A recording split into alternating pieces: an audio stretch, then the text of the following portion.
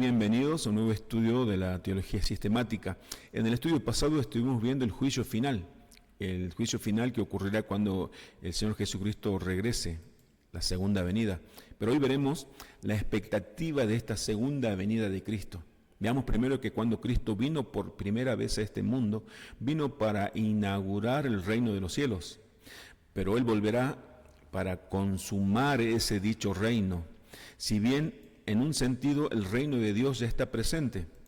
El Señor Jesucristo en el Evangelio de Mateo 4:17 dice: el reino de los cielos se ha acercado a ustedes. Ciertamente el reino de los cielos ya está presente, pero todavía no ha llegado el tiempo de su consumación. Esa consumación ocurrirá juntamente con el regreso del Señor Jesucristo a este mundo. Esto fue lo que Juan el Bautista no pudo comprender, no pudo entender. Juan esperaba preso, él estaba preso porque había confrontado a Herodes por su pecado. Desde la cárcel escuchaba cosas sobre Jesús, pero estas cosas no coincidían con lo que él esperaba del Mesías.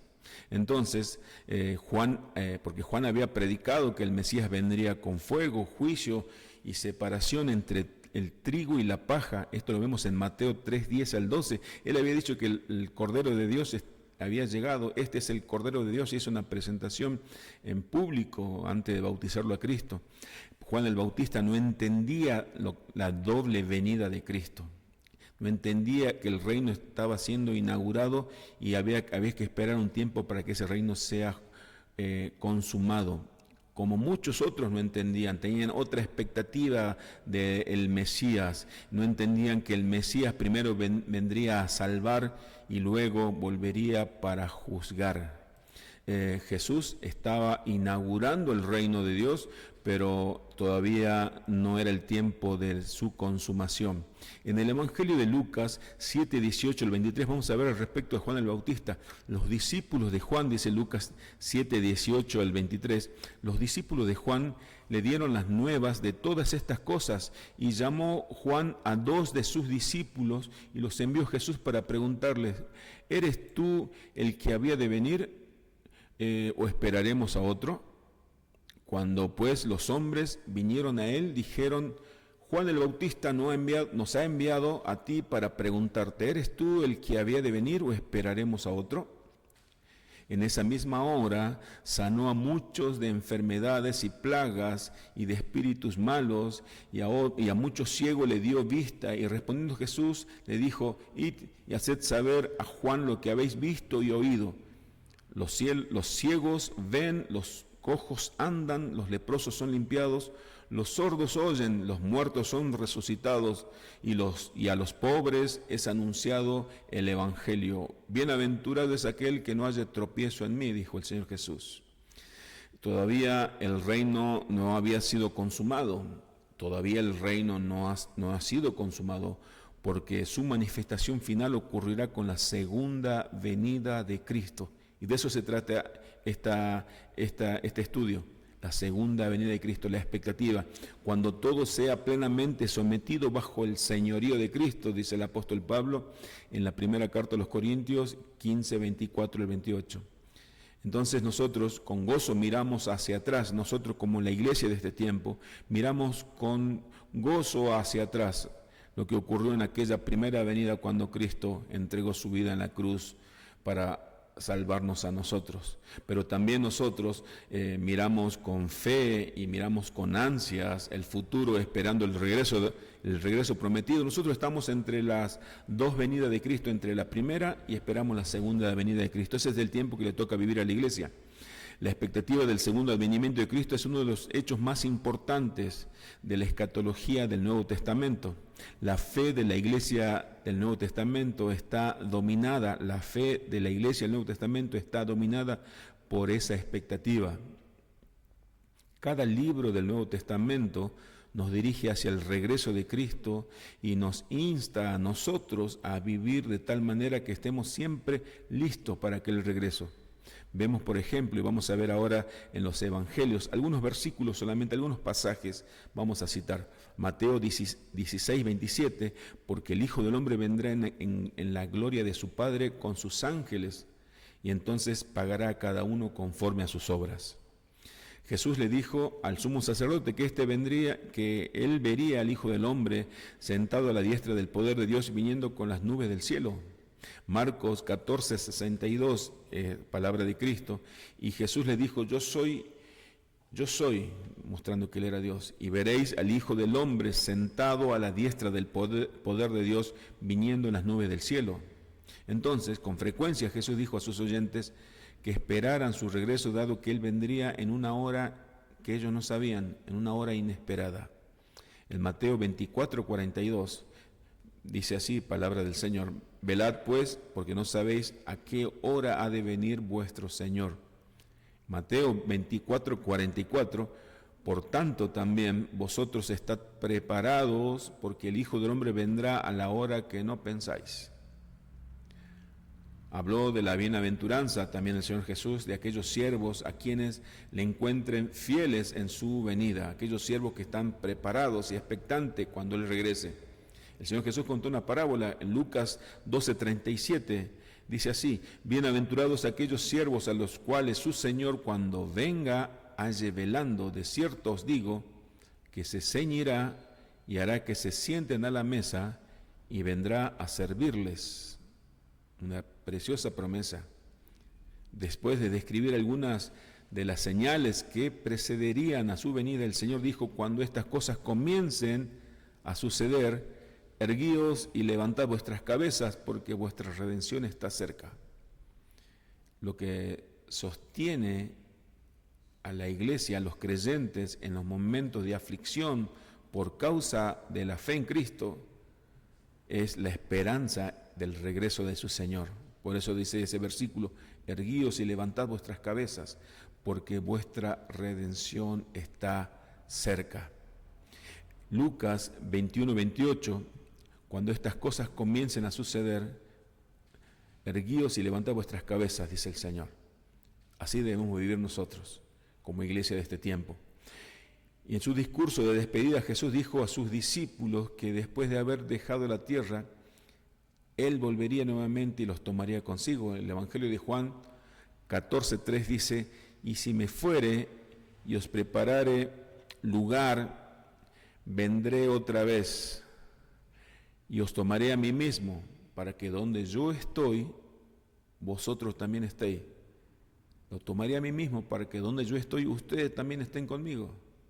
En el libro de los Hechos, a los discípulos que miraban a los cielos cuando Jesús ascendía a los cielos, los ángeles le dijeron: este mismo Jesús que ha sido tomado de vosotros al cielo, así vendrá como lo habéis visto ir al cielo. Hechos 1:11.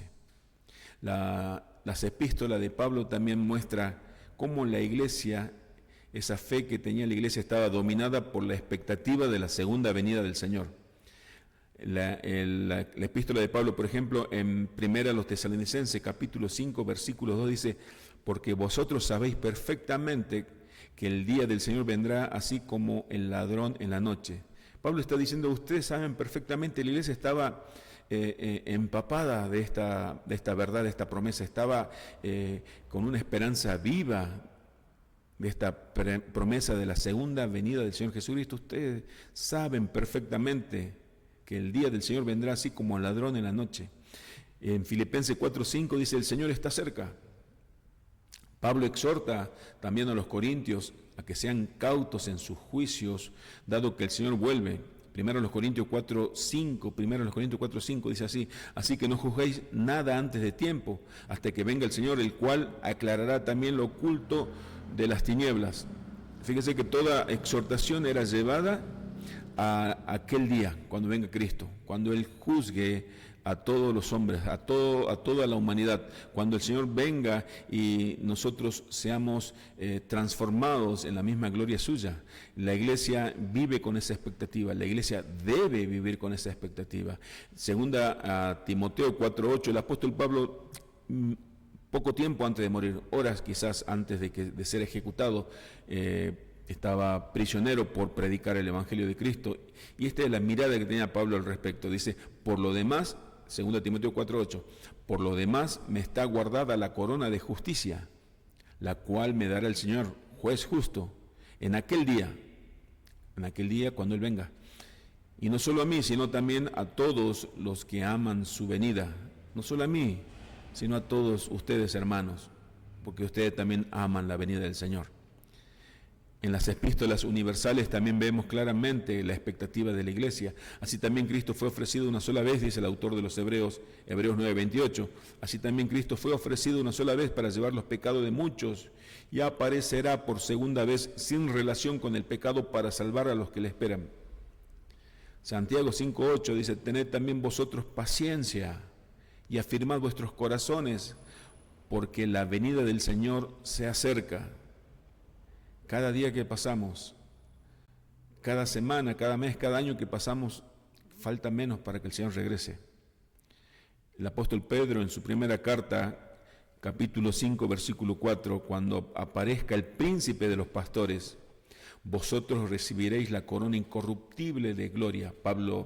Pedro le decía a aquella iglesia que estaba sufriendo persecución: cuando aparezca el príncipe de los pastores, príncipe con mayúscula, está hablando de Cristo, ustedes recibirán la corona incorruptible de gloria. El apóstol Juan, en su primera carta, capítulo 3, versículo 2, dice: amados, ahora somos hijos de Dios y aún no se ha manifestado lo que hemos de ser, pero sabemos que cuando Él se manifieste seremos semejantes a Él, porque le veremos tal como Él es. Juan anima a la iglesia también, trayendo el presente de aquel tiempo, la expectativa del regreso del Señor Jesucristo. Cristo viene. Un gran sentido de expectación del regreso del Señor lo vemos también en Apocalipsis. Apocalipsis 1:7 dice: he aquí que viene con las nubes y todo ojo lo verá. Apocalipsis 3:11 dice así: he aquí yo vengo pronto, le dice Jesús a la iglesia de Filadelfia, retén lo que tienes para que ninguno tome tu gloria. Y en Apocalipsis 22:20, el penúltimo versículo del Nuevo Testamento, dice: el que da testimonio de estas cosas dice: ciertamente vengo en breve. Amén. Sí, ven, Señor Jesús. Esta misma expectativa, entonces, vemos del regreso de Cristo debería caracterizar a la iglesia. Esta misma expectativa que hemos visto en los versículos que les leí, esta expectativa viva, debe ser una característica distintiva de la iglesia de Jesucristo en este tiempo, la iglesia de este tiempo, de este siglo. Si esta expectativa ya no está presente, entonces hay algo que está mal. Hay algo que radicalmente mal, está mal en la iglesia. Jesús, cuando contó una parábola del siervo infiel, en Lucas 12:45 al 46, voy a leerle lo que dice. Dice así: mas si aquel siervo dijere en su corazón: mi señor tarda en venir, y comenzaré a golpear a los criados y a las criadas, y a comer y a beber y a embriagarse, vendrá el señor de aquel siervo en aquel día que éste no espera, y a la hora que no sabe, y le castigará duramente y le pondrá con los infieles. Acá el Señor Jesucristo cuenta que el siervo infiel son aquellos cristianos que viven como impíos. El impío vive como si Dios no existiera. Si el impío vive con ese pensamiento de que Dios no existe o que Cristo no va a venir, es igual. Realmente no es de Cristo, entonces dice que será puesto conjuntamente con los infieles. No importa que ese siervo se haya identificado como un siervo de Cristo, realmente nunca lo fue, es un siervo infiel. Puede ser que la iglesia de hoy en día esté atrapada por las preocupaciones materiales. Puede ser que la iglesia de Jesucristo haya sido ganado por la mundanalidad. El interés esté puesto en otras cosas, su mirada y su expectativa no esté en las cosas de Cristo, no esté puesta en la segunda venida, ni siquiera está en sus pensamientos. Entonces, Cristo pasa a segundo plano. Puede ser que muchos cristianos ya no crean en el regreso de Cristo. Muchos cristianos pensarán: bueno, no, lo que dice la Escritura no es algo literal. Puede ser también que otro grupo de cristianos cree en un regreso literal de Cristo, pero eso ocurrirá mucho tiempo después. Yo no lo veré. Entonces, sea el primer grupo o el segundo grupo de cristianos, esa pérdida de de expectativa en la iglesia de la segunda venida de Cristo es una señal de una enfermedad espiritual muy seria para la iglesia. Una enfermedad espiritual muy seria en la iglesia. Que una iglesia viva sin la expectativa de la segunda de Cristo es muy serio. Es una clara evidencia de una enfermedad espiritual. Si bien puede haber diferencias entre nosotros en los cristianos con respecto a las posturas escatológicas, pero sí es cierto que todo cristiano debería esperar con ansias el regreso de Cristo y debería vivir a la luz de esa expectativa. Yo le quiero leer 2 de Pedro 3, 12 al 14 en la traducción, la nueva traducción viviente. Dice así: esperar con ansias el día de Dios y apresurar que éste llegue.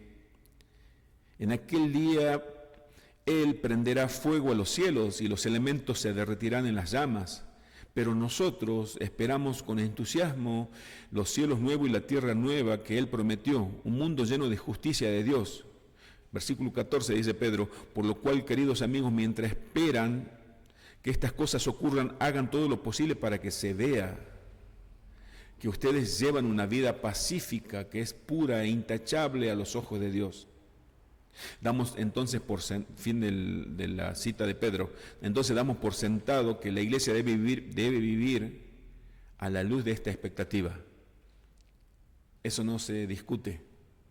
La iglesia de Cristo, desde que nació, desde que existió, siempre vivió con una expectativa viva del regreso de su Señor. La iglesia de Cristo en este tiempo, obviamente, debe vivir con la misma expectativa viva de la segunda venida de Cristo. Muchos, lamentablemente, hoy en día, dentro de las iglesias, no viven con esa expectativa. Entonces, no debemos pasar por alto estas evidencias. Si la iglesia no tiene la expectativa de la segunda venida de Cristo, entonces la iglesia sufre de una seria enfermedad espiritual. Muchísimas gracias por su atención en este día, por este estudio. Los esperamos para el próximo estudio, será la próxima semana, Dios mediante. Muchísimas gracias a todos, bendiciones.